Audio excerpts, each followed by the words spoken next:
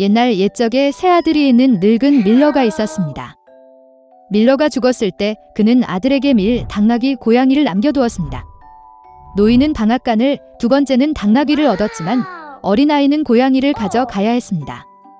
형들은 그를 비웃었지만 고양이는 그에게 부츠와 가방을 주면 동생을 부자로 만들겠다고 약속했습니다. 주인은 깜짝 놀랐지만 고양이의 부탁을 들어주었다.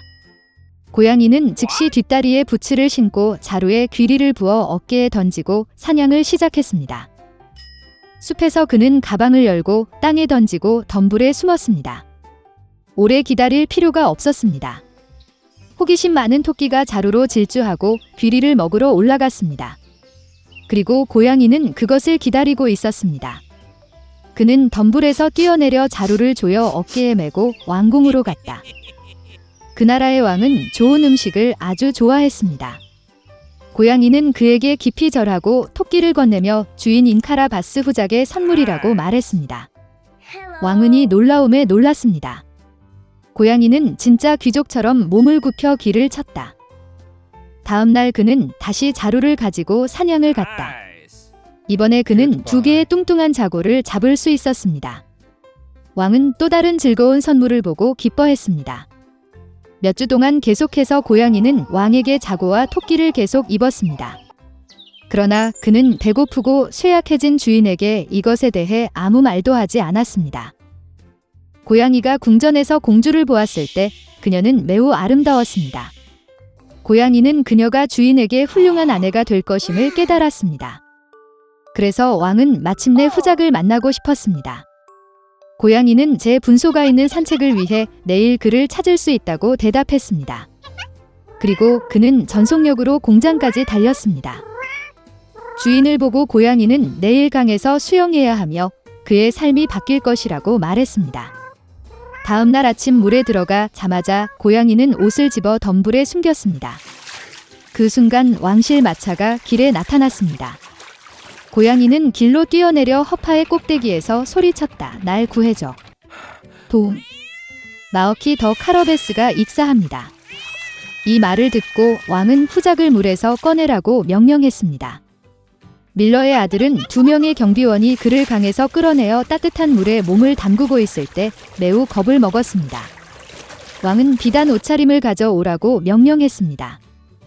밀러의 아들은 처음에는 거절했지만 금 자수 옷을 너무 좋아해서 왕실 의상을 기꺼이 입었습니다. 왕은 그를 아름다운 공주가 앉아있는 마차로 초대했습니다. 밀러의 아들은 멍청했지만 더 이상 고민하지 않고 마차에 탔습니다. 1분 후 마차는 거대한 성에서 살았던 거인 식인의 소유였던 들판과 초원을 지나갔다. 고양이는 시간을 낭비하지 않았고 영혼은 마차 앞쪽으로 달려가 초원으로 향했습니다. 그곳에서 수학자들은 이마에 땀을 흘리며 일하고 있었습니다. 그는 그들에게의 들판이 카라바스 후작에 속한다고 말하라고 요청했습니다. 그렇지 않으면 사악한 식인종이 그들을 먹을 것입니다. 깜짝 놀란 사신들이 대답하기 전에 왕의 마차가 세웠습니다. 왕이 그들이 누구의 초원인지 물었을 때 그들은 이 들판이 카라바스 후작에 속한다고 친절한 합창으로 대답했습니다. 한편 고양이는 식인의 성으로 곧장 갔다. 고양이의 손재주로 그는 돌담을 뛰어넘어 성 안으로 들어갔다. 식인종은 다양한 요리가 가득 찬 큰 테이블에 앉아 있었습니다. 장화를 신은 고름을 보고 그는 그런 뻔뻔스러움에 크게 놀랐다. 고양이는 거인을 놀리기 시작하고 사자가 될 수 없다고 말했습니다. 고양이가 이 말을 할 시간을 갖기 전에 식인종은 털이 많은 갈기를 가진 거대한 사자로 변했습니다. 고양이의 영혼은 두려움 때문에 그의 부츠에 들어갔지만 그는 그것을 극복하고 식인종은 결코 쥐로 변할 수 없다고 말했습니다. 끔찍한 사자가 사라지고 그 자리에 작은 쥐가 나타났습니다. 그리고 그것은 고양이에게 필요한 전부였습니다. 눈 깜짝할 사이에 그는 쥐를 잡고 잡아먹었습니다. 바로 이때 왕실 마차가 성 안뜰로 차를 몰았습니다. 마차 문을 열고 고양이는 정중하게 몸을 굽히고 마어키 더 카러베스의 성에 있는 모든 사람들을 만나서 기뻤다고 말했습니다. 이 말에 놀라움으로 누가 더 무감각했는지 말하기는 어렵습니다. 이미 아무것도 이해하지 못한 왕이나 밀러의 아들. 고양이는 손님을 테이블로 데려갔습니다. 저녁 식사가 끝날 무렵 왕은 후작이 참으로 매우 합당한 사람이므로 거의 그의 딸을 아내에게 줄 것이라고 말했습니다. 공주는 젊고 잘생겼고 그 외에도 부자 후작을 정말 좋아했습니다. 곧 그들은 결혼식을 올렸습니다. 그래서 밀러의 아들은 공주와 결혼하여 왕자가 되었습니다. 그들 모두는 그 후로 행복하게 살았습니다. 특히 하이 부츠를 신고 자랑스럽게 궁전을 걷는 고양이. 옛날에 어미 돼지 1마리와 새끼 돼지 3마리가 있었습니다. 세 형제는 같은 키입니다. 일주, 분홍, 똑같은 재미있는 꼬리로. 여름 내내 돼지들은 푸른 잔디에서 놀고 햇볕을 쬐고 웅덩이에 몸을 담그었습니다. 그러나 가을이 왔습니다. 어느 날 어머니는 겨울에 대해 생각할 때라고 말씀하셨습니다.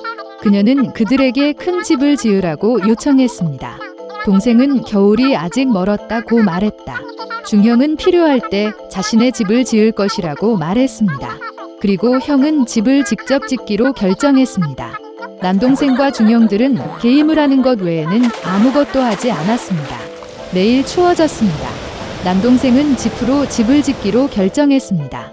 동생은 겨울에 초가집이 매우 추울 것이라고 생각했습니다. 그는 나뭇가지와 나뭇가지로 집을 짓기로 결정했습니다. 저녁이 되자 그들의 집은 준비되었습니다. 그들은 자신을 매우 자랑스러워했고 건물을 충분히 얻지 못했습니다. 이제 그들은 자유롭고 그들이 원하는 것은 무엇이든 할 수 있었습니다.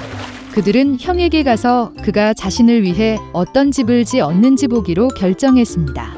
형은 건물을 짓느라 바빴다. 그는 돌을 바르고 찰흙을 반죽하고 천천히 안정적이고 튼튼한 집을 지었습니다. 동생들은 직장에서 형을 찾았습니다. 그들은 그가 어떤 요새를 짓고 있는지에 매우 놀랐습니다. 형은 침착하게 계속 일했습니다. 남동생과 중형들은 그의 집을 농담하고 웃기 시작했습니다. 그들은 너무 즐거워서 삐걱거리는 소리가 문 넘어 멀리 울려 퍼졌습니다. 형은 늑대가 소리를 들을 수 있기 때문에 조용히 해달라고 요청했습니다. 남동생과 중형은 더욱 즐거워했습니다. 그들은 형이 겁쟁이라고 결정했습니다. 그리고 용감한 두 형제는 산책하러 갔습니다. 도중에 그들은 노래하고 춤을 추고 숲에 들어갔을 때 너무 큰 소리를 내며 소나무 아래에서 자고 있던 늑대를 깨웠습니다. 불만족스럽고 굶주린 늑대는 2마리의 멍청한 돼지가 비명을 지르는 곳으로 갔다. 형제들은 즐겁게 걸으며 늑대를 얼마나 쉽게 다룰 수 있는지 이야기했습니다. 그리고 갑자기 그들은 진짜 살아있는 늑대를 보았습니다. 그는 큰 나무 뒤에 서 있었습니다. 그는 매우 사악한 눈과 커다란 이빨을 가졌습니다. 형제들은 무서워서 야른 꼬리가 가늘고 가늘게 떨렸습니다. 늑대는 점프할 준비를 했습니다. 그는 이빨을 꺾고 오른쪽 눈을 깜빡였습니다. 새끼 돼지들은 갑자기 정신을 차리고 숲을 비명을 지르며 달아났다. 그들은 먼지 구름을 일으켜 각자 자신의 집으로 달려갔습니다. 남동생은 초가집으로 달려가 늑대 앞에 문을 두드렸다. 늑대는 으르렁거리며 문을 열 것을 요구했습니다. 동생은 두려움 때문에 한마디도 할 수 없었습니다. 그런 다음 늑대가 불기 시작했습니다. 가벼운 지붕은 즉시 초가집에서 날아갔습니다. 늑대는 숨을 크게 들이쉬고 2번째로 불고 초가집은 사방으로 날아갔다. 늑대는 기뻐하며 이빨을 꺾고 동생에게 덤벼들었다. 그러나 돼지는 능숙하게 피하고 달렸다. 그는 중동생의 집으로 달려갔습니다. 형제들은 스스로를 가두어 놓고 실망스럽게 서로를 바라보았습니다. 늑대는 화를 내고 불기 시작했습니다. 집이 약간 비스듬하다. 늑대는 2번째, 3번째, 4번째로 불었습니다. 하지만 그 집은 여전히 서 있었습니다. 늑대는 숨을 크게 들이쉬고 5번째로 불었다. 집이 흔들리고 무너졌습니다. 폐허 한가운데서 한동안 문 하나만 서 있었다. 공포에 질려 새끼 돼지들은 형의 집으로 달려갔습니다. 늑대가 그들을 뒤쫓았다. 그는 이번에는 돼지가 그에게서 도망치지 않을 것이라고 확신했습니다. 새끼 돼지는 큰 사과 나무를 치지도 않고 빠르게 지나갔다. 그리고 늑대는 사과로 그를 덮은 사과 나무를 돌릴 시간이 없었습니다. 딱딱한 사과 하나가 그의 눈 사이를 쳤다. 늑대의 이마에 큰 충돌이 일어났습니다. 이때 남동생과 중남동생은 형의 집에 뛰어들어 문을 조였다. 늑대는 문으로 달려가 으르렁거리며 문을 열 것을 요구했습니다. 동생들은 무서워서 아무 말도 할 수 없었습니다. 그리고 형은 그와 그의 형들이 단단한 석조집에서 두려워할 것이 없다는 것을 알고 있었습니다. 그러자 늑대는 더 많은 공기를 빨아들여 최대한 빨리 날렸습니다. 그러나 아무리 불려도 돌 하나도 움직이지 않았습니다. 그리고 나서 그는 고개를 들어 지붕에 크고 넓은 굴뚝을 발견했습니다. 그는 조심스럽게 지붕 위로 올라가 파이프를 내리기 시작했습니다. 돼지들은 졸졸 소리를 들었다. 형은 즉시 무슨 일인지 짐작했습니다. 그는 재빨리 물이 끓는 가마솥으로 달려가 뚜껑을 찢었습니다. 늑대는 파이프를 따라 내려가 가마솥으로 곧장 떨어졌습니다. 그의 눈은 이마까지 넓어졌다. 불에 타버린 늑대는 거친 포효와 함께 날아가 숲으로 달려갔다. 그리고 3마리의 작은 돼지는 그를 돌보았고 사악한 강도에게 교훈을 아주 교묘하게 가르친 것에 기뻐했습니다. 그때부터 형제와 어머니는 한 지붕 아래에서 함께 살기 시작했습니다.